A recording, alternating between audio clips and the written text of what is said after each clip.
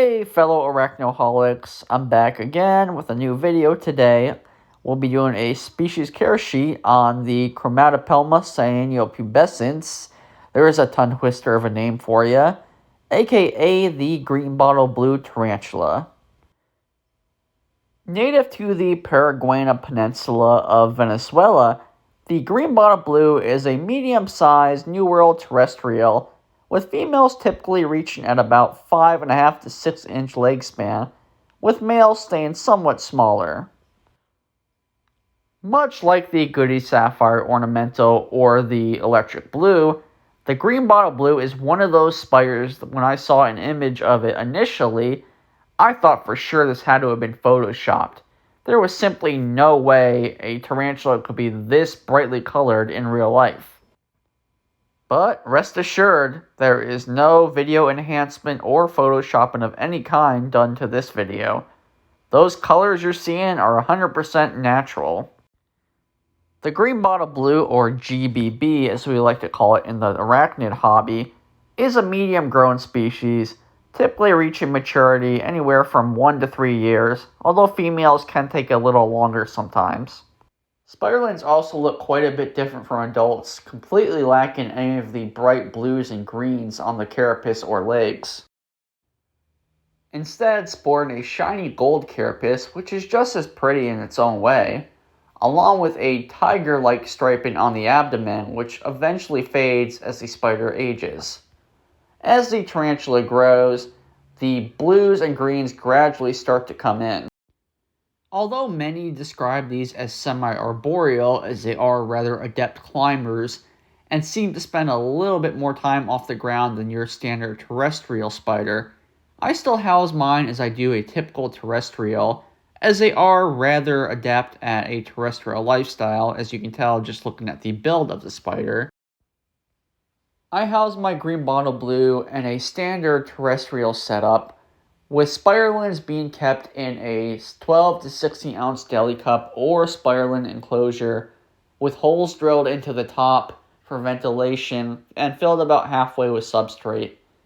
Juveniles and subadults I will keep in a 1 to 3 gallon critter keeper style enclosure or similar acrylic enclosure.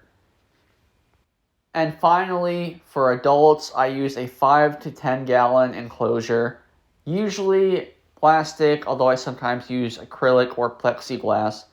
Just make sure there are plenty of holes in the top for ventilation, although cross ventilation is not as important with this species as it is with arboreal tarantulas. Now, here's where some folks may disagree with me a little bit on this, and if you do, that's fine.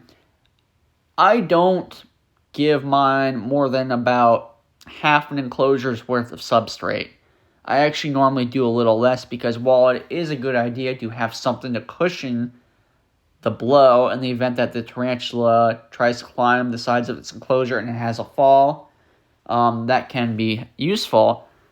In my experience though, Greenbottle Blues are usually very skilled climbers and they're a lot less clumsy off the ground when compared to your typical terrestrial. I also provide some moss for aesthetic purposes, as well as plenty of branches and cork bark flats to use as anchor points for the tarantula's webbing. This is an extremely heavy webbing species, laying down copious amounts of silk in its enclosure. In the wild, the desert region that these tarantulas come from is filled with cactuses and other similar vegetation. The tarantula will actually spin its webs at the bases of these plants, as well as between the roots and branches of low-lying vegetation. This tarantula does not need any sort of special humidity requirements, as they come from a very dry region as previously stated. A water dish will give the tarantula all of the water it needs. While not normally a defensive tarantula, although I have come across rather spunky individuals before, the Greenbottle Blue is still a rather skittish and nervous tarantula that is extremely prone to kicking urticane hairs at the slightest disturbance.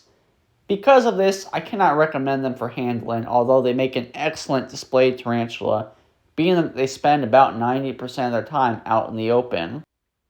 They also have an insane feeding response and can give some of the larger New World terrestrials, such as the Goliath bird eater, a run for their money in the eating department. So definitely watch your fingers around them because these guys are literal garbage disposals. While not considered super fast like some old worlds, the GBB is still capable of surprising short bursts of speed that can take a new hobbyist by surprise. And while they are not normally a defensive species like I said earlier, they could easily mistake a finger for a cricket or roach. Anyway, if you're looking for a really fun, colorful, heavy weapon tarantula that makes for a great intermediate species, you cannot go wrong with the Greenbottle Blue. Alright guys, that's a wrap on this video. Please, if you enjoyed, feel free to like, comment, subscribe, all that good stuff. Let me know any topics or any tarantulas that you would like me to discuss in the comments down below. And make sure to check out that Patreon. I know I've been slacking a little lately, but I'm going to get back on it with some more exclusive content, early access videos, all that fun stuff. I'm planning to do some live streams over there as well, so definitely stay tuned. Lots of fun stuff coming up. And as we say here every day at the Arachnoholic, stay awesome.